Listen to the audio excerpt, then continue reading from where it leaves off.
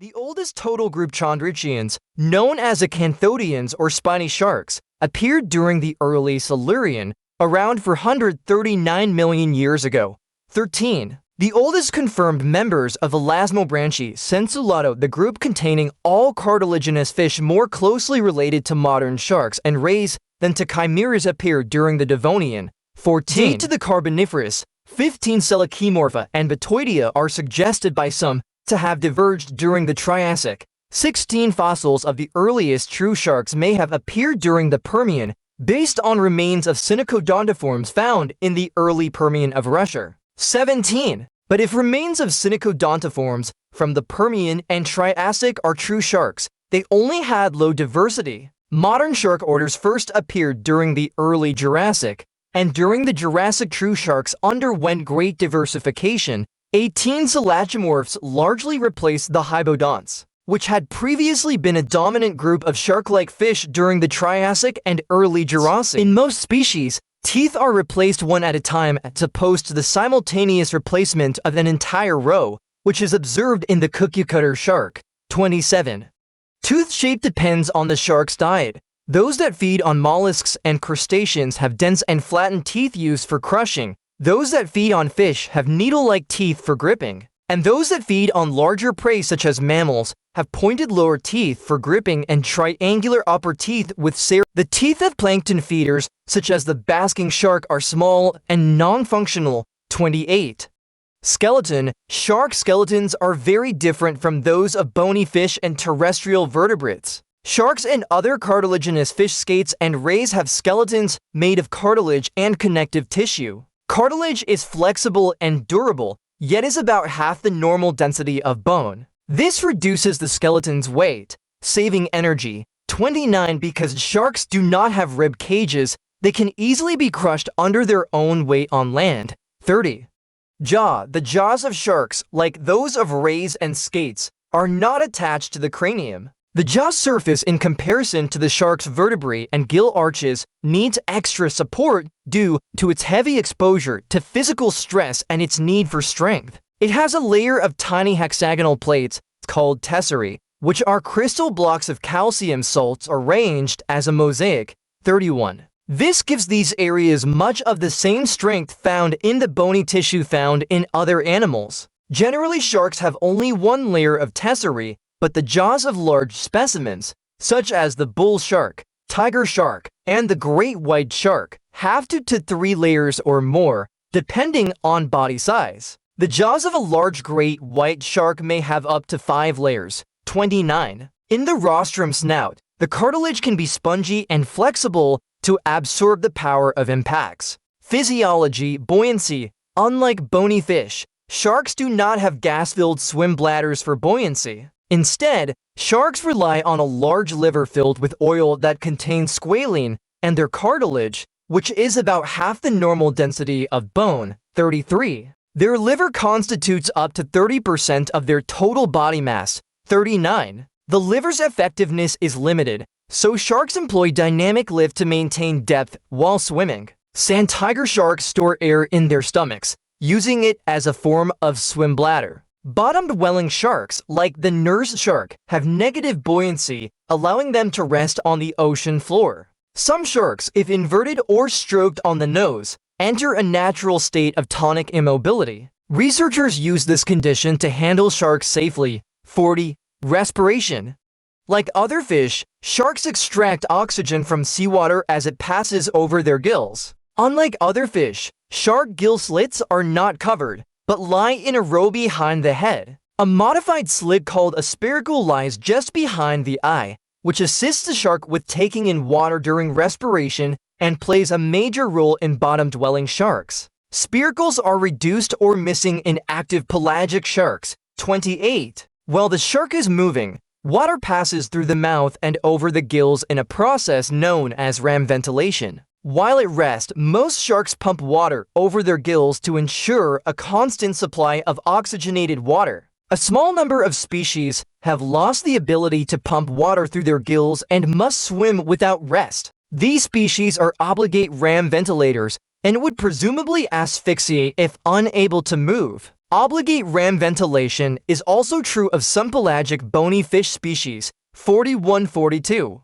The respiratory and circulatory process begins when deoxygenated venous blood travels to the shark's two-chambered heart. Here, the shark pumps blood to its gills via the ventral aorta, where it branches into afferent branchial arteries. Gas exchange takes place in the gills, and the reoxygenated blood flows into the efferent branchial arteries, which come together to form the dorsal aorta. The blood flows from the dorsal aorta throughout the body. The deoxygenated blood from the body then flows through the posterior cardinal veins and enters the posterior cardinal sinuses. From there, venous blood re-enters the heart ventricle and the cycle repeats. 43. Thermoregulation.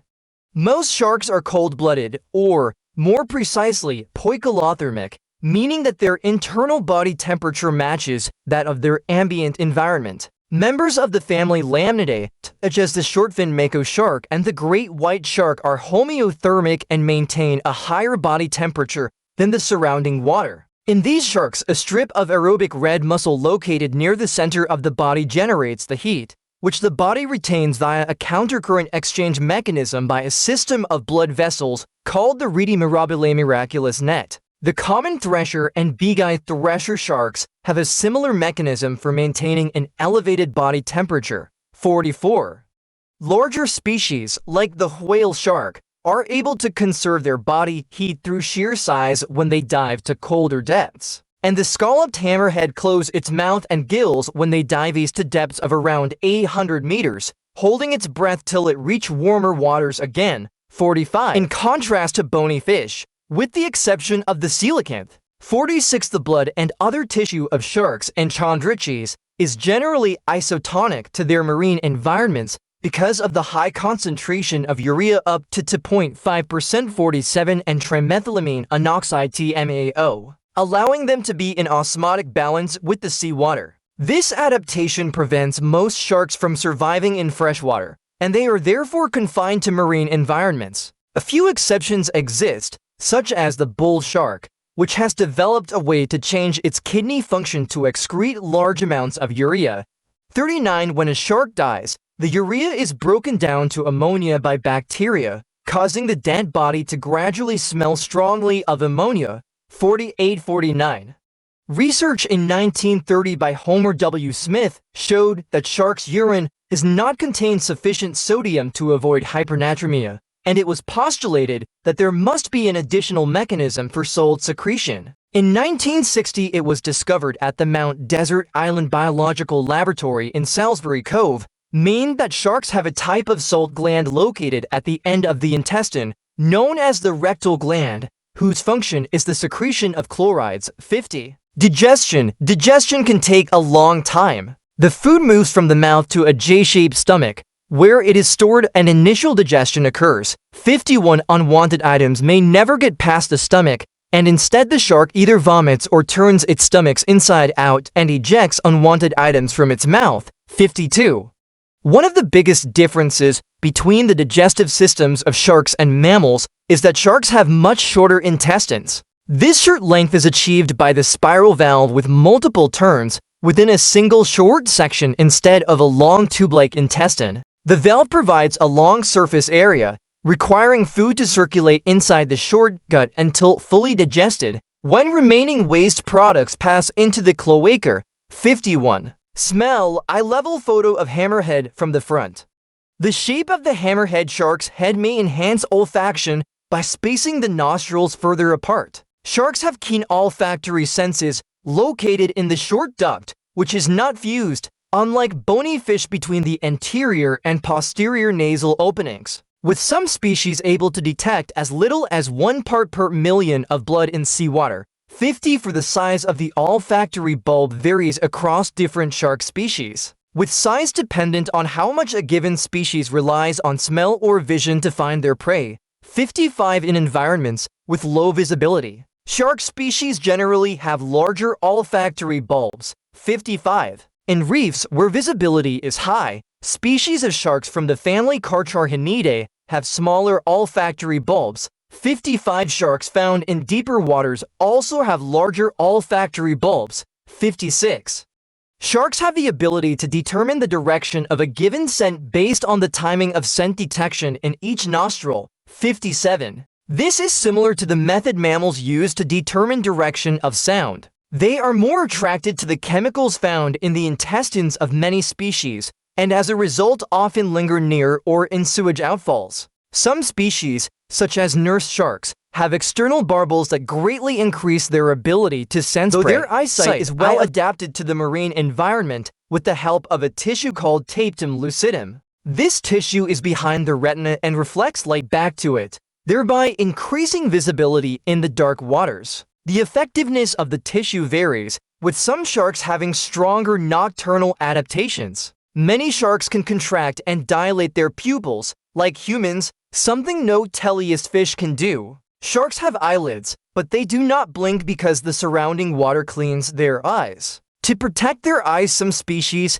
have nictitating membranes. This membrane covers the eyes while hunting and when the shark is being attacked. However, some species, including the great white shark Carcharodon carcharias, do not have this membrane, but instead roll their eyes backwards to protect them when striking prey. The importance of sight in shark hunting behavior is debated. Some believe that electro and chemoreception are more significant, while others point to the nictating membrane as evidence that sight is important, since presumably the shark would not protect its eyes were they unimportant. The use of sight probably varies with species and water conditions. The shark's field of vision can swap between monocular and stereoscopic at any time.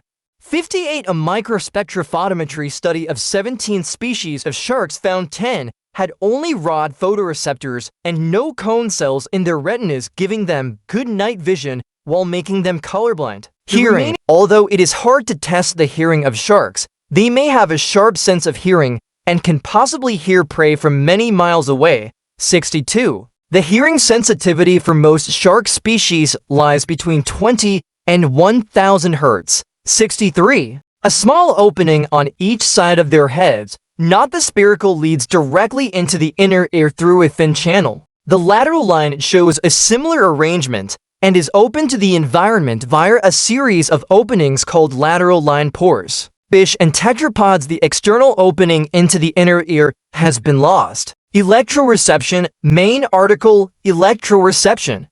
Drawing of shark head. They number in the hundreds to thousands. Sharks use the ampulla of Lorenzini to detect the electromagnetic fields that all living things produce. 64. This helps sharks, particularly the hammerhead shark, find prey. The shark has the greatest electrical sensitivity of any animal. Sharks find prey hidden in sand by detecting the electric fields they produce. Ocean currents moving in the magnetic field of the Earth also generate electric fields that sharks can use for orientation and possibly navigation. 65. Lateral line. Main article, lateral line. This system is found in most fish, including sharks. It is a tactile sensory system which allows the organism to detect water speed and pressure changes nearby. 66. The main component of the system, the neuromast, a cell similar to hair cells present in the vertebrate ear that interact with the surrounding aquatic environment. This helps sharks distinguish between the currents around them, obstacles off on their periphery, and struggling prey out of visual view. The shark can sense frequencies in the range of 25 to 50 Hz. 67. Life history. Photo showing claspers of bottom-resting shark. The claspers of male spotted wobbegong shark egg. Photo of 12 centimeters for 0.7 in egg case adjacent to ruler. The egg case is a brown oval shape with a spiral band running around it from top to bottom. The spiral most live 20 to 30 years. The spiny dogfish has one of the longest lifespans at more than 100 years. 68. Whale sharks Rhynchodon typus may also live over 100 years. 69. Earlier estimates suggested the Greenland shark Somiosis microcephalus could reach about 200 years. But a recent study found that a 5.2 meter long 16.5 feet specimen was 390 to plus or minus 120 years old, i.e., at least 272 years old, making it the longest lived vertebrate known. 71. Reproduction. Unlike most bony fish, sharks are case-selected reproducers, meaning that they produce a small number of well-developed young as opposed to a large number of poorly developed young. Fecundity in sharks ranges from 2 to over 100 young per reproductive cycle. 72. Sharks mature slowly relative to many other fish. For example, lemon sharks reach sexual maturity at around age 13 to 15. 73. Sexual. Sharks practice internal fertilization. 74. The smaller cat sharks often mate with the male curling around the female. In less flexible species, the two sharks swim parallel to each other, while the male inserts a clasper into the female's oviduct. Females in many of the larger species have bite marks that appear to be a result of a male grasping them to maintain position during mating. The bite marks may also come from courtship behavior. The male may bite the female to show his interest. In some species, females have evolved thicker skin to withstand these bites. 75. Asexual. There have been a number of documented cases in which a female shark who has not been in contact with a male has conceived a pup on her own through parthenogenesis. 77-78. The extent of this behavior in the wild is unknown. Mammals are now the only major vertebrate group in which asexual reproduction has not been observed. Scientists say that asexual reproduction in the wild is rare and probably a last-ditch effort to reproduce when a mate is not present. Asexual reproduction diminishes genetic diversity, which helps build defenses against threats to the species. Species that rely solely on it risk extinction. Asexual reproduction may have contributed to the blue shark's decline off the Irish coast. 79. Feeding. This section is about shark feeding. For the sport of shark feeding, see shark baiting. Photo of great white on surface with open jaws revealing meal. A great white shark attacking bait at Isla Guadalupe, Mexico. Most sharks are carnivorous. 95. Basking sharks, whale sharks, and megamouth sharks have independently evolved different strategies for filter feeding plankton. Basking sharks practice ram feeding. Whale sharks use suction to take in plankton and small fishes, and megamouth sharks make suction feeding more efficient by using the luminescent tissue inside of their mouths to attract prey in the deep ocean. This type of feeding requires gill rakers' long, slender filaments that form a very efficient sieve analogous to the baleen plates of the great whales. The shark traps the plankton in these filaments and swallows from time to time in huge mouthfuls. Teeth in cookie-cutter teeth are enormous compared to the animal's size. The lower teeth are particularly sharp. Although they have thick, sharks feed solely on crustaceans, which they crush with their flat molariform teeth. Other sharks feed on squid or fish, which they swallow whole. The viper dogfish has teeth it can point outwards to strike and capture prey that it then swallows intact. The great white and other large predators either swallow small prey whole or take huge bites out of large animals. Thresher sharks use their long tails to stun shoaling fishes, and saw sharks either stir prey from the seabed or slash at swimming prey with their tooth-studded rostra. The bonnethead shark is the only known omnivorous species. Its main prey is crustaceans and mollusks, but it also eats a large amount of seagrass and is able to digest and extract nutrients from about 50% of the seagrass it consumes. 97.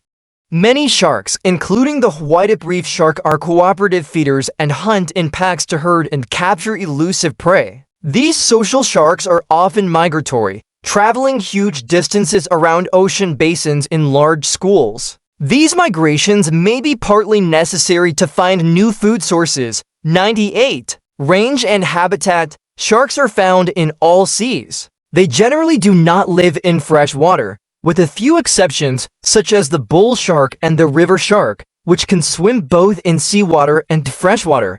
99 sharks are common down to depths of 2,000 meters, 7,000 feet, and some live even deeper, but they are almost entirely absent below 3,000 meters, 10,000 feet. The deepest confirmed report of a shark is a Portuguese dogfish at 3,700 meters, 12,100 feet. 100. Sharks are a group of elasmobranch fish characterized by a cartilaginous skeleton, 5 to 7 gill slits on the sides of the head, and pectoral fins that are not fused to the head. Modern sharks are classified within the clade Selachomorpha 1 or Selachii and are the sister group to the Betoideirae and kin. Some sources extend the term shark as an informal category including extinct members of chondriches, cartilaginous fish with a shark-like morphology, such as hybodonts. Shark-like chondrichians, such as Cladoslake and Doliatus, first appeared in the Devonian period for 19359 million years, though some fossilized chondrichian-like scales are as old as the late Ordovician for 5844 million years ago. To the earliest confirmed modern sharks, selachomorphs, are known from the early Jurassic around 200 million years ago, with the oldest known member being Agelaeus, though records of true sharks may extend back as far as the Permian. 3.